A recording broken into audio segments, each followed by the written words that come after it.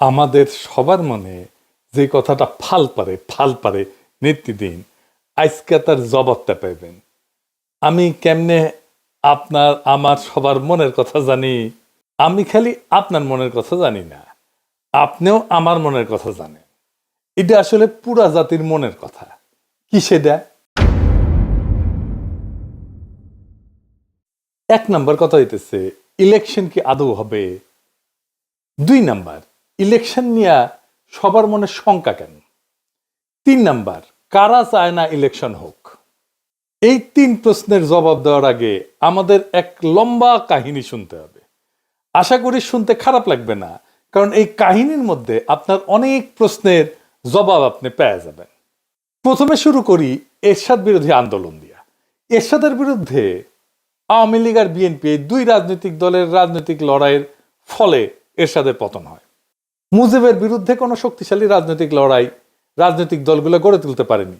মুজিবের পতন হয় অপ্রচলিত এক শক্তির হাতে। আর ওই পলিটিক্যাল ভ্যাকুয়ামটা পূরণ করার জন্যই বিএনপির মতো একটা দলের জন্ম হয়। তখন এমন কোনো রাজনৈতিক দল ছিল না যে ওই পলিটিক্যাল ভ্যাকুয়ামটা পূরণ করতে পারে। হাসিনাকেও কোনো রাজনৈতিক দল উৎখাত করতে পারেনি। এমনকি হাসিনার বিরুদ্ধে কোনো রাজনৈতিক দল লড়াইও তৈরি করতে পারেনি তেমন শক্ত কোনো। হাসিনার পতন হয়েছে রাজনৈতিক দলের বাইরের শক্তির হাতে। এই বাইরের রাজনৈতিক শক্তি শুধু ছাত্ররা না, রাজনৈতিক দলের বাইরের শক্তি অনেকগুলো ছিল, অনেক কয়েকজন দাঁড়ায় গেছিল। এরা কারা কারা? এদের চেনা কঠিন না। এরা এক একটা রাজনৈতিক লড়াইয়ের মধ্যে দিয়ে রাজনৈতিক শক্তি হয়ে উঠছে। আসেন দেখি তারা কারা। হাসিনার আমলে হাসিনার শাসনকে নাড়া দিতে পারছে সত্যিকার অর্থে 4টা আন্দোলন, যে আন্দোলনগুলোতে সাধারণ মানুষ সম্পৃক্ত হয়েছিল। রাজনৈতিক দলগুলো আন্দোলন করছে, জামাত আন্দোলন করছে আগে, বিএনপি আগে আন্দোলন করছে, কিন্তু সাধারণ মানুষ সেটাতে সম্পৃক্ত হয় না। জামাতের একটা আন্দোলনেই সাধারণ মানুষ সম্পৃক্ত হয়েছিল, সেটা হইতেছে মাওলানা দেলোয়ার হোসেন সাঈদীর ফাঁসির আদেশ দেওয়ার পরে। কিন্তু সেই আন্দোলনটা খুব বেশি দিন চালাইতে পারেনি তারা। তাহলে এই অরাজনৈতিক শক্তিগুলোর আন্দোলনগুলো কি কি? 1 নাম্বার, হেফাজতের 5ই মের আন্দোলন। 2 নাম্বার, নুরুল হক নুরদের টাইমের সে কোটা সংস্কার আন্দোলন। 3 নাম্বার, নিরাপদ সড়কের আন্দোলন। আর ফাইনালি 2024-এ কোটা আন্দোলন এবং আলটিমেটলি বর্ষা বিপ্লব। এই সব কয়টা আন্দোলনের সর্বশক্তি নিয়ে নেতা থেকে শুরু করে কর্মী সমর্থক পর্যন্ত ছিল জামাত শিবির। বিএনপির নেতারা না থাকলেও কর্মীরা অনেকেই থাকতো, প্রায় সকলেই থাকতো বলা চলে। এই লড়াইগুলোতে নিজেদের তাগিদে তারা যুক্ত হইতো। আর পাশাপাশি একটা ইন্ডিপেন্ডেন্ট সোশ্যাল মিডিয়া ফোর্স তৈরি হয়েছিল, যেটা এখনো এক্সিস্ট করে, এখনো আছে, জিন্দা আছে। এই যে লড়াইগুলোতে জামাতের অংশগ্রহণ, লড়াইগুলোর একটা গুণগত পরিবর্তন করে দিছিল। সেটা হইতেছে রাজনৈতিক লড়াই পরিচালিত হইতেছে ইসলামী রাজনৈতিক চিন্তায় ভর কইরা। বিএনপির কর্মীরা সংখ্যা বাড়াইছে, কিন্তু লড়াইয়ে কোনো কর্তৃত্ব বা বয়ান তৈরি করতে পারে নাই, নেতৃত্বও নিতে পারে নাই। রাজনৈতিক লড়াইয়ের ভাষাও পরিবর্তন হইতে থাকে। স্বাধীনতার বদলে আজাদি শুনি আমরা, বিপ্লব দীর্ঘজীবী হোক এর বদলে শুনি ইনকিলাব জিন্দাবাদ।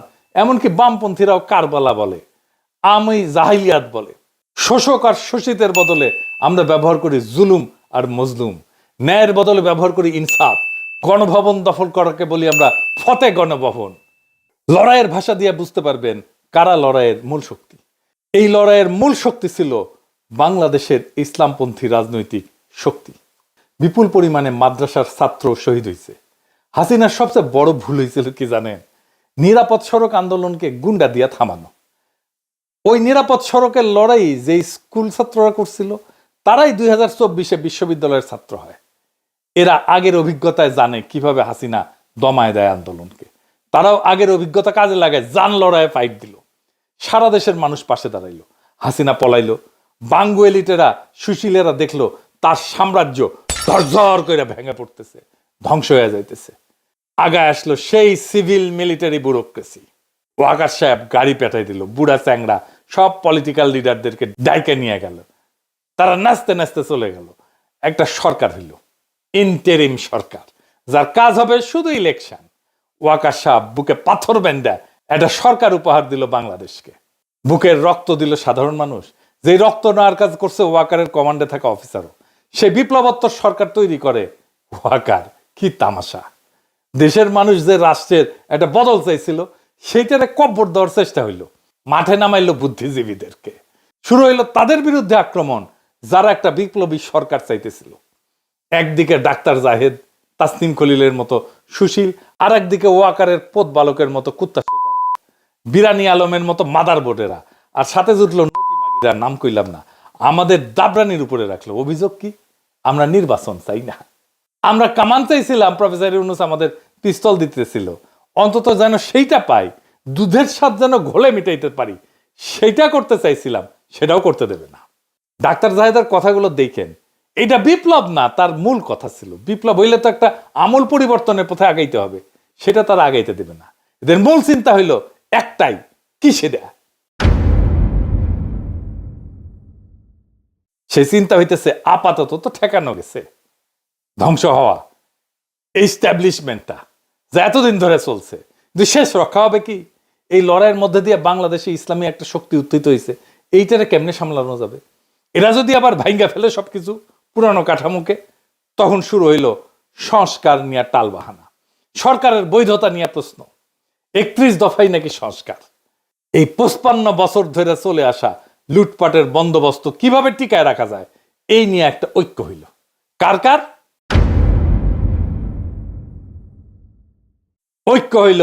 ওয়াকার, বিএনপি আর ওয়াকারের সাথে নিঃশব্দে আওয়ামী লীগ আর ভারতের মধ্যে। আওয়ামী লীগের সাথে বিএনপির ঘুটু আছে, এটা তো বানায় বলতেছি না। আপনার এলাকায় আওয়ামী লীগ কার শেল্টারে আছে দেখেন। এস আলমের ব্যবসা দেখে সালাউদ্দিন সাহেব, এস আলমের গাড়ি সরায় বহিষ্কৃত হয়েছিল যারা, তাদেরকে আবার ফিরায় নেওয়া হয়েছে। তাহলে সামে বহিষ্কার করছিল, এমনি এমনি মিশামিশি হুদাহুদি বহিষ্কার করছিল, দেখানোর জন্য বহিষ্কার করে। যতজনকে বহিষ্কার করছে সবাইকে ফিরে নিছে।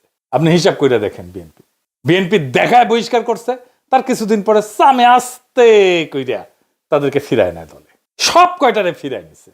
দেখেন ওদেরকে আবার ফিরে নিছে, ওকে আবার নমিনেশনও দেওয়া হয়েছে। বিএনপি তারেক রহমানের সাথে লন্ডনে গিয়ে দেখা করে। এইসব স্থগিতাদেশ, বহিষ্কার সব লোক দেখানো কাজ। ফজা পাগলার তো প্রাথমিক সদস্য পদ স্থগিত হয়েছে, অগাস্ট মাসে স্থগিত করছে 3 মাসের জন্য। তো তাইলে নমিনেশন পাই কিভাবে? ওর তো সদস্য পদই নাই। আর একটা মজা দেখায়, বিএনপির একটা নীতি নিছিল, এক পরিবার এক প্রার্থী। যে দেখেন, মানে এক পরিবার থেকে একজনই প্রার্থী হবে। খন্দকার মোশাররফ এসে গর্ব করে কইছেন, দেখেছেন আমরা এক পরিবার থেকে একজনের বেশি প্রার্থী দেই নাই। হ্যাঁ তাই তো, এক পরিবার থেকে তো একজনের বেশি প্রার্থী দেন নাই তো, তাই না?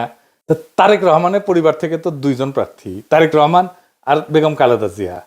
মানে নীতি সবার জন্য, ওনাদের জন্য না, তাই না? ওনারা নীতির উপরে, হুদাই নীতি কথা তাইলে কর দরকার আছে?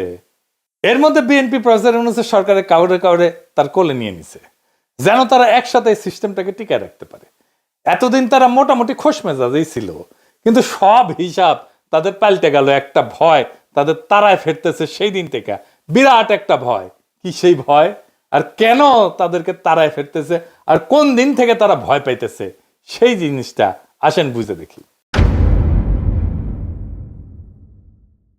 গত 20 বছরে যারা ভোটার হয়েছে, তারা কারে ভোট দিবে জানেন?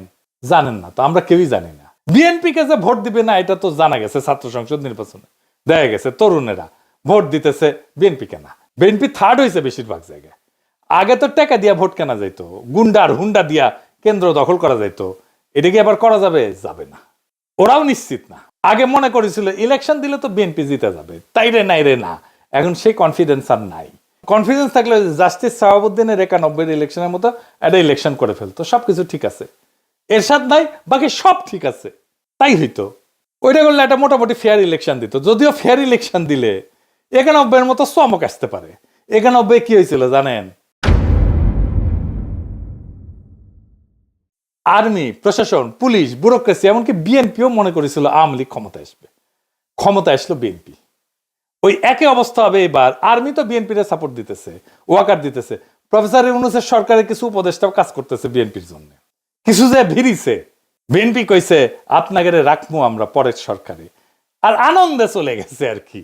জামাত মনে করে যে বিএনপি ক্ষমতা আসতেছে, কিন্তু ডিপ স্টেট এটা মনে করে না। তারা সেই জন্য 2008 সালের নির্বাচনের মতো ব্যবস্থা করতে যাচ্ছে, যেখানে সুনিপুণ ভাবে গোয়েন্দা সংস্থা নিয়ন্ত্রিত একটা ইলেকশন হবে। বিএনপির সাথে ওয়াকার আছে, কিন্তু ব্যুরোক্রেসি পুলিশের পুরোটা নাই। এটাই বিএনপির মাথা ব্যথা, ওয়াকারেরও মাথা ব্যথা। প্রফেসর ইউনূসের বেশ কিছু উপদেষ্টা কবজা করে ফেলছে। তাই বিএনপি প্রশাসন আর পুলিশ আর ব্যুরোক্রেসিকে কিভাবে কবজা করা যায় এই ঘুটু করিচ্ছে। প্রফেসর ইউনূসের কাছে খালি ধর্ণা দিচ্ছে। জামাত কি বুঝবার পারিচ্ছে যে এরকম একটা নির্বাচনের পায়তারা চলিচ্ছে? 2008 সালে কিন্তু বিএনপি বুঝতে পারে নাই, এমনকি জামাতও বুঝতে পারে নাই এমন ইলেকশন একটা হইতেছে। অনেকে মানা করছিল কিন্তু বিএনপিকে ওই নির্বাচনে না যাইতে, যেমন ফরহাদ মজার ভাই কইছিলেন। এটা ফরহাদ মজার আমাকে নিজেই কইছেন। এইবার জামাত আগে থেকে সতর্ক। তাই দেখেন জামাতের বিরুদ্ধে কামান দাগানো ইতিমধ্যেই শুরু হয়েছে।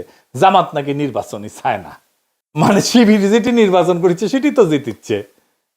জামাতের অবস্থা আপনারা জানেন, জামাতের তো অবস্থা খারাপ না, জামাতের জনপ্রিয়তা বাড়ছে। না, জামাত কেন নির্বাচন চাইবে না? বুঝতে পারতেছেন তো কে কেন কোন কথা কইতেছে? জামাত যদি মাঠ ফাঁকা মাঠ ছাইরা না দেয়, ছাইরা দেওয়ার সম্ভাবনা কম, তাইলে একটা ভয়ঙ্কর সংঘাতময় নির্বাচন হবে। কার কার মধ্যে সংঘাত হবে? যারা একটা পাতানো নির্বাচন করতে চাইতেছে আর যারা নির্বাচনে বিজয়ী হইতে চায়, জনগণের যাদের সমর্থন আছে। প্রফেসর ইউনূস বলছেন একটা সুন্দর নির্বাচন উপহার দিতে চান। যদি তাই চান তাহলে গোয়েন্দা সংস্থার এই পরিকল্পনা যেন বাস্তবায়ন করতে না পারে সেই ব্যবস্থা প্রফেসর ইউনূসকে করতে হবে। কোন রাজনৈতিক দলের আবদারে চাপে প্রশাসনে বা পুলিশে কোনো পরিবর্তন করবেন না। আপনার নিরাপত্তা উপদেষ্টা নাকি পুলিশেও নাক গলাইতেছে, শোনা যাইতেছে ওনার সাথে নাকি তারেক রহমানের বরাবর হয়েছে, সিস্টেম হয়েছে। সেই জন্য তার বিরুদ্ধে বিএনপি নীরব হয়ে গেছে।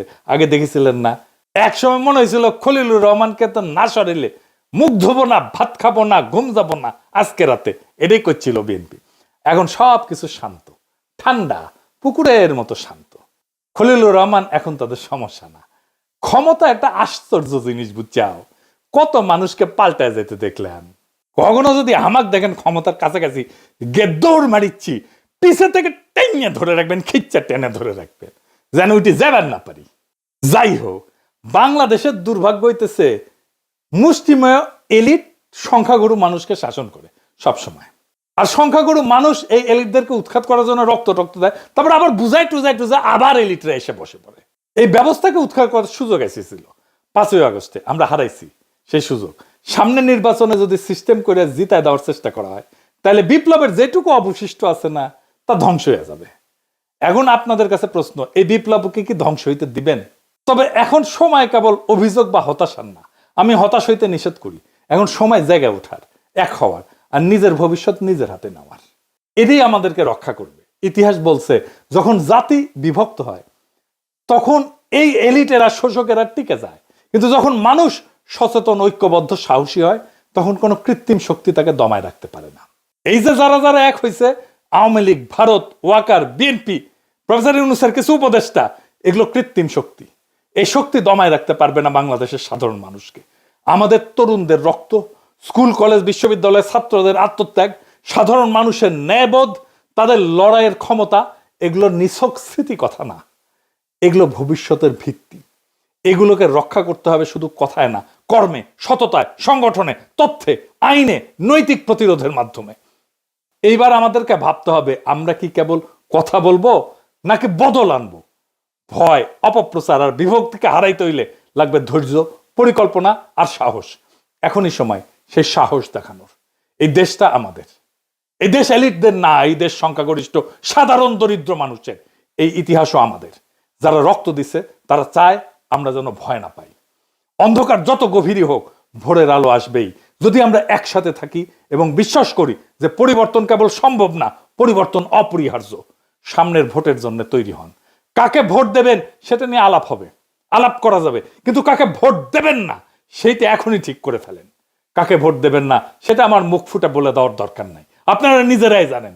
এটাই বিজয়ের প্রথম ধাপ। আমরা এই নির্বাচনে বেহাত বিপ্লবের পুনর্দখল করতে পারবো ইনশাল্লাহ, যদি আমরা এক থাকি, যদি আমাদের কৌশল ঠিক থাকে, যদি আমাদের সাহস, সততা এবং লক্ষ্য স্থির থাকে। ইনকিলাব জিন্দাবাদ।